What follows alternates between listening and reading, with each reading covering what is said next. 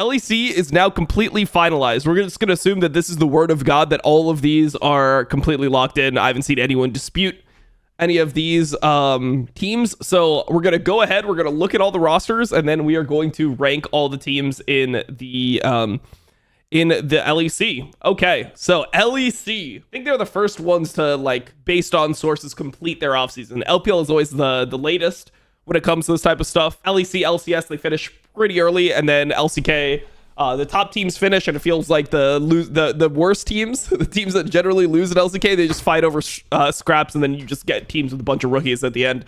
But it looks like maybe in LCK that will be the case this year, as there are decent players going to some pretty dire organizations. So let's see.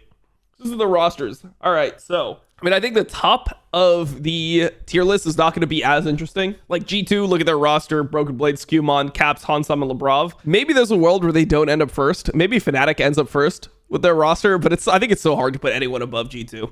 But yeah, G2's roster, you know, it's what we've talked about. It's what we have expected for a while now. They moved on from Caps and Mickey X. They're trying to create a roster that has different strengths. I think is the statute of limitations passed where I can actually talk? Because I made my summary of why I think G2 did their changes. And, you know, I won't say specifically, but Romain hit me up afterwards, who's like general manager of G2, and he's like, yo, that was a pretty good video. That's what he said. So I think that, like, the idea here was that Yike was a player that didn't provide much direction. He was a good carry player, and Skumon is somebody who has, like, a better idea of, like, how he wants to play the game. Supposedly, I mean, this is like what people hype him up as, is that he is a very, like, confident jungler. He knows how he wants to play the game, etc. Yike is somebody who's kind of like following around the team, and in a team like this, I think that they were trying to go for players that are going to have more direction. I think Labrov, Mickey X, I think that this is kind of like a lateral move, but mainly the Skumon move is to have a jungler that's, like, more brain and a support that's, like, better mechanics. That's kind of what I'm looking at here. It's like you have a better laning bot lane now, and now you have your direction coming from a different player. Now, a lot of people are scared when a rookie is supposed to be a leader, but we've actually seen it turn out really well. People forget that Elyoya was somebody who came up with the same profile, where in the LEC people were saying, oh, you know, like, he's untested, he's a rookie, whatever. His first split with Mad Lions, he was able to translate everything that he knew from playing regionally, Spanish League, into the LEC, and he's been able to succeed at it before. So it is something that has, like, worked, but we'll have to see if it ends up working for G2 here. But still, like, their roster looks really strong.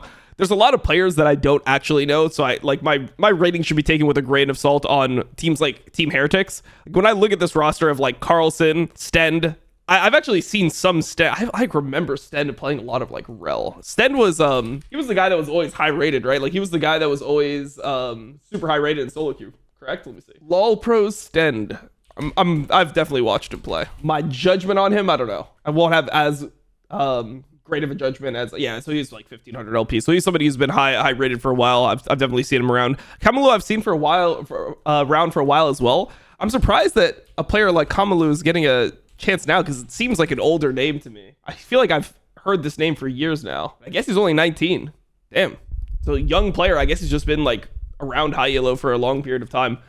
BDS, they're moving on to Relevant. They have 113, which people are surprised. Paris is extremely hyped. Don't know about Loopy. Who is Loopy? I don't know anything about Loopy. Esports player. He played for Isurus. I might have watched him play then. He was DK Challengers, and then he went to Mexico and played with Isurus. Interesting. Not sure about that. Look at the rest of the rosters. Giant X, I've heard a lot about. Lot. He's supposed to be a really good talent. Nako I've watched play. I think he's actually pretty good. Chajek, I'm not hyped on him. I thought he was kind of mid.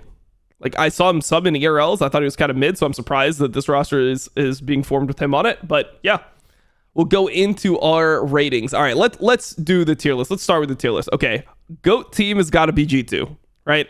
I think that with how hard they've dominated and the fact that they've retained Broken Blade, Caps, Hansama, like the carries on their roster, I feel like Scuba and Labrov, it's not going to be that hard for them to fit into this team and end up still winning. Now, do I think they're going to win every split again? I think they'll probably drop a split. I think there's a chance that Fnatic wins a split. I think that this roster has more potential to win a split. Even Koi has more potential to win a split. But I still think G2 will be the favorites throughout the year. They'll be the best team throughout the year, but they'll have maybe one split that they lose as opposed to winning every single one. Maybe they even lose 2 splits. Probably more competitive in the beginning. But yeah, we have G2 number 1, Fnatic, Koi. I feel like this can't even really be argued. Like, who else could be even in that mix? Maybe people would be hyped on BDS. I don't think that they're going to be that good. Who else could be in that mix? KC. I mean, KC, if everything goes perfect, maybe. Okay, Gaming, Genax, Isma, Reeker, Rahel, and Loopy. I honestly think this team is not going to be that bad, though. Like, that SK Gaming team is not going to be that bad. But I feel like that about most teams, to be honest. Like, this team I don't think will be good. I think this Heretics team will be bottom tier. But outside of this Heretics team, when you look at all the other teams, it's like, no team is actually bad. Like, the rosters are fine. The rosters are probably better than they were last year. They make a lot more sense. Giants? I don't think Giants will be bad, honestly. I think Giants will be pretty good. Like, for LEC level, you got to remember that Noah is, like, good at LEC, right? Like, for LEC level, they have 2 very competent carries. Closer is good at, like, setting people up and like, making correct decisions in-game. Like, he's going to give you a pretty high floor. I think Judd is pretty good as well. Like, this team will probably throw a lot of games. When I look at this team, it's like an even more extreme version of last year's Fnatic. They'll probably throw every fucking game when it gets close. Like, they'll have some disgusting throws, but they'll end up being pretty good. I think LEC can't get much worse than last year. Yeah, I mean, I think LEC last year was horrible. I mean, I said it like all year. People really didn't like that was my take, but I like, even after the results, like when I saw Koi go to Worlds, when I saw Fnatic go to Worlds, like, I mean, I thought G2 would get it together, but you got to remember that G2 was not even playing well in the LEC. Like, G2, they picked it up and played better at Worlds, but in the LEC in like summer, they were running it for like they looked like the worst version of themselves we've seen. They were just losing every single early game. They never won an early game. It's like, how is G2 never winning an early game ever? Like, that was really tough to watch. I mean, this Rogue team should be decent floor on this Rogue team. Like, when I'm looking at these teams, though, I'm starting to think that Karmine Corp is not as high as I originally thought, because you look at all these teams, right? My initial thought is like, when I hear a lot of these rosters, if you just hear them in isolation, you're not actually like creating a roster, like a lineup in your head. You're not creating a tier list in your head. If you hear a lot of these lineups, you're like, oh yeah, that's probably like a 5th, 6th place team. That's what you feel about BDS, right? It's like, oh yeah, it's a 5th, 6th place team. Karmine Corp roster, Kana, Yike, Vladi, Kalist, Target, that's probably 5th, 6th. I mean, that's what they ended up kind of getting in summer. Yeah, I mean, like, it's probably 5th, 6th. SK, Genax, Isma, Reeker, Rahel, and Loopy. Rahel's pretty good. Reeker and Genax did really well in BDSA. Isma, it's going to be a 2nd year. Like, he's good at playing early game. He gets his team leads. Yeah, it's probably a 5th, 6th place team. Rogue, Adam, Malrong, Larson, Patrick, Execute.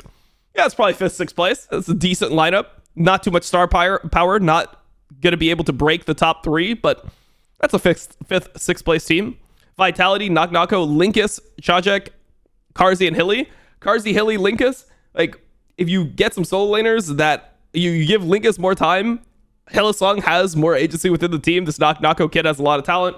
That's probably 5th, 6th place. Heretics probably not. But that's what I mean, bro. Like, literally all of these teams I could see going 5th, 6th. Giant X, K Corp, SK, BDS, Rogue, Vitality. It's really hard to like judge them against each other. Isn't Execute Jonghoon? Yeah, this is Jonghoon. This is Jonghoon, Malrong, Larson, Patrick, and Adam. Now, I'm surprised because this Rogue lineup was meant to be dog shit, but I actually feel like this is a pretty decent lineup. Like, when you think about the players on this team looks like it'll have some pretty decent playmaking. And I feel like players like Malrong and Jonghoon are perfect for somebody like Larson.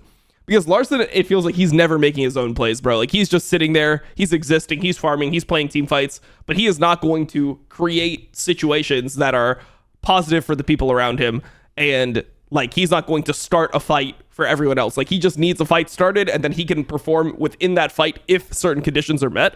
So the pairing of, like, Malrong Execute with the players like Larson and Patrick, I feel like this is perfect because you just need people to start fights for these guys. Like, these guys are generally passive. And I think Adam is also a player who team fights pretty well. Like, on Adam's champions, he's pretty good about how he team fights. So I think that this is actually a pretty decent lineup. Like, I'm probably higher on Rogue than most people. If I were to go teams, I would probably say I do think this BDS team is going to be pretty good. I'm going to go BDS 4th. Do I go 5th Rogue, or do I go... I mean, both these lineups are fine. Like, this Giant X team is actually not bad. I mean, this K Corp team, like, it's very hard to judge like K Corp versus Giant X or K Corp versus Vitality. I'm trying to think about, like, maybe I put K Corp lower than intended, or like lower than I originally intended, because I wanted to have them higher up. It's like, when I look at this Giant X roster, I do think this Giant X roster is probably going to be better than the K Corp roster. Like, I think that the K Corp roster is just going to have issues when I hear Yike Targabus as your support system. that just doesn't sound like a support system that's going to like be working together very well. Like this K-Corp lineup doesn't sound really synergistic to me, because I feel like Yike wants to play a very specific, like at least at the beginning, I feel like he's going to want to play like a very specific game where like he doesn't have to put out a lot of fires. Like he's not used to, we haven't seen him in a team in a while where he's had to do that, because even when he played domestically, or I guess I shouldn't say domestically, even when he played in ERL, I actually watched a decent amount of him in ERLs, because that LFL split was the same LFL split that Crowdy was playing. So I watched like Crowdy's games with Rat, and they were always playing against Yike in the finals, and you know, Yike's team was winning. Even that team was dominant. Like Yike has not played on a team without winning lanes competitively in years, like in like 4 years, bro. It's been a long period of time since Yike has actually played with losing lanes. And like, how is he going to respond to that? Because in G2, when there were losing lanes, it felt like he would just be like, all right, we lost. Like, that's how it felt. But also, when you're playing with a good team, maybe you don't feel like you need to take that risk. And when you play with a worse team, do you start taking more of that risk? Like, do you start feeling like, oh, okay, now I know that if this mistake happens, the game is lost. We don't have this like idea of like, oh, farm, like somebody will end up carrying later on. Like, I need to do something now. And maybe he has that ability to put his foot down when he feels the game slipping away. Like, that's a quality I want to see more of in Yike. And I think that that's a quality that Closer had really well with K-Corp. And I think that's the reason why they did a lot better in summer of last year, is that Closer was very like, he was very poised when it came to, this game is slipping away from us. Like, I'm going to play this game. I'm finding an engage. Boom. Like, we're fighting. So I think I'm going to have to put K-Corp lower. This is mainly for winter, so I'll adjust after winter. But this is my winter tier list. Like, immediately what I think is going to happen in the first split. So I'm going to actually have Rogue pretty high up. I'm going to have Rogue next. And then the next tier, I think I have Giant X over Vitality, no? I think I'm going to have Heretics last. I'm not really, like, impressed with this type of lineup. I'll probably have Heretics last. I think that this lineup is probably going to be struggling. I think it's probably, for me, Giant X, Vitality, K-Corp. But what I'm worried about is like 2 rookie solo laners. That's kind of what I'm worried about. So maybe it's Carmine Corp over Vitality. I'm worried about rookie solo laners though. But I think Giant X is next for me. I think Giant X is kind of underrated, bro. When you have Closer, Jun, Jackie's Noah, like, maybe I need to put Giant X above. Maybe I need to move them a tier up, to be honest. Like up here. Because I do think that they'll be better. When I'm looking at this, I kind of have like this in my mind right now. I can still move them around, but I'm thinking like this right now. Cameron can't see Heretic. I mean, Heretic's lineup is this: Carlson, Sheo, Kemelo, Flocket, and Stend. Like, to me, I think that looks like the. I feel like this just has the most variability in performance. Like, when you look at the other teams, like, you can kind of see how they're going to play. Like, they have much higher floor. I feel like this Heretics team, their ceiling is fine, but I think that their floor is pretty low. Yeah, I'm kind of thinking like, I could also do this. I could see Giant X over Rogue. You know, I should put Giant X over Rogue, because in recent times, even though the Rogue lineup has like a lot of stable pieces, honestly, this Rogue lineup could end up just being complete trash, to be honest. It could be that these players don't play well together at all. Malrung is completely washed. You know, Execute is just inting every single fucking game. And that like Larson and Patrick are just not able to carry. So I'm going to put Giant X over Rogue. I think that does make sense. Like Jackie's, I think he had a really good last year, like summer plus. Summer, I thought he was really good. Spring, I thought he was getting good. I thought summer he was really good. I think Noah is good in the LEC. Jun is good in the LEC. I mean, this is still going to be one of the best bot lanes in LEC. I think this comes in as like top 3 bot lane at minimum, and then we'll see from there. Closer, solid. A lot is a question mark, but yeah, I think I'm going to go Giant X, Rogue, K-Corp 7th, and then Vitality, and then SK. I think that's it. I think that this is I think this is very fair, to be honest. Is there anything that I'm really underrating? I mean, I think K-Corp can be higher than this. I don't think the K-Corp lineup is bad. I just think that I think that this is the most likely position that they finish in. Is like things don't click immediately, and then, you know, spring, things start getting better. There's going to be a lot of pressure on the team. I think that they're going to have a lot of the issues that they had before in previous iteration of K-Corp, because Closer did a lot to like to really fix K-Corp. I felt like their K-Corp had issues when it came to how they wanted to play the game. Like Targamas Bow never went together that well.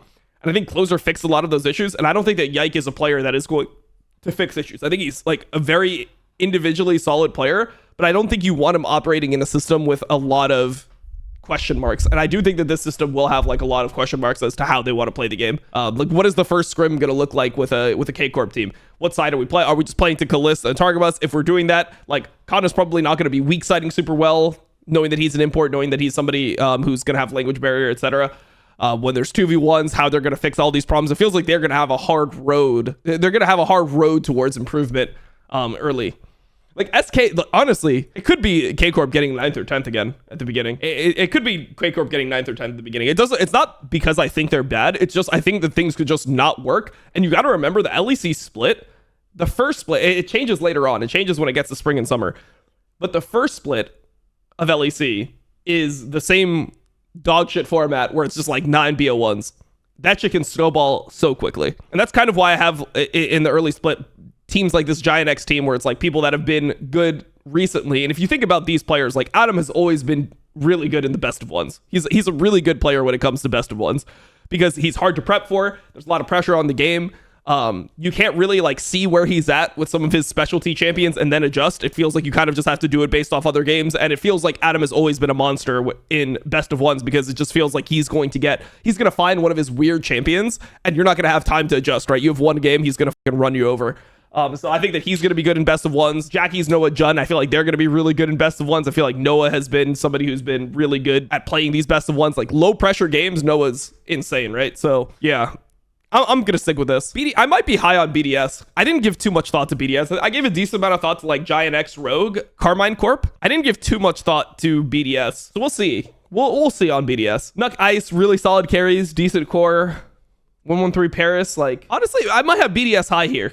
I might have BDS high. I do think that they have like the foundation to do well in the best of ones and best of threes, but I could see a world where they don't end up being fourth. Like I was pretty confident in putting them fourth because of the fact that they had some continuity here with their their AD carry and mid laner. And you're keeping, and you have a relevant who's somebody who's solid within the LEC as well. But I mean, it's always risky when you have rookie jungler. I mean, I guess it's not technically a rookie jungler. I still consider 113 a rookie. I mean, he had 1 year on Astralis where you like barely played because they were eliminated pretty early most of the time. Then he goes back to Academy. He had like 1 year on K-Corp before that when they were in the LFL. Then he comes back. Like he's a young player. He's a rookie to me. Like he's not somebody also who embodies qualities where I'm like, oh, this guy has like veteran leadership and stuff like that. When I watched 113 play, bro, I liked watching him play because I just felt like he was a psychopath. Like he would just do things that would work in solo queue that other people wouldn't be willing to do. So I like that about 113. I think that maybe having a psychopath with players like Nuck and Ice who are stable and irrelevant, like you kind of need a psychopath in the lineup. So it makes sense. Heard a lot of good things about Paris. I've actually watched Paris play. This guy is really good.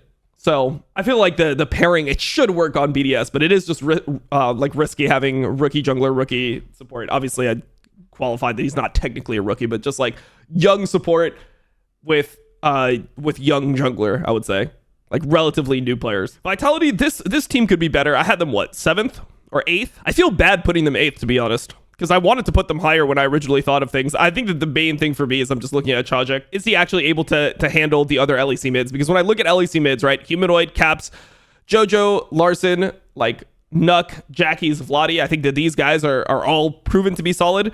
Reeker has been playing a lot better in BDSA, so like he's probably going to come in at a pretty decent level. He was better than kha'zix domestically when they played in LFL. I did see, wait, what team was kha'zix on? Because I remember watching him play. He was Vitality B, no? Yeah, he's Vitality B for a long time. Yeah. Okay. Reeker has been better than him domestically. I think that most likely kha'zix and Camilo just enter as bottom 2 mid laners in the league. I don't really see a world where they're not bottom 2 mid laners. I think everyone else is pretty solid. Maybe Larson is just giga washed and he ends up being bottom 2. But I would just think that these guys would enter as rough. They would have rough starts, Camilo and kha'zix. And that means that if Vitality has if you have a losing mid laner, it's very hard to win. But maybe Vitality ends up doing better. Maybe Vitality ends up going like 7th. Maybe they even go 6th. Because I do like Karzi. I like Karzi at Hilly. And I do think Linkus is really good. Even though the first split, they ended up getting 9th place. I thought he was good for most of the split, bro.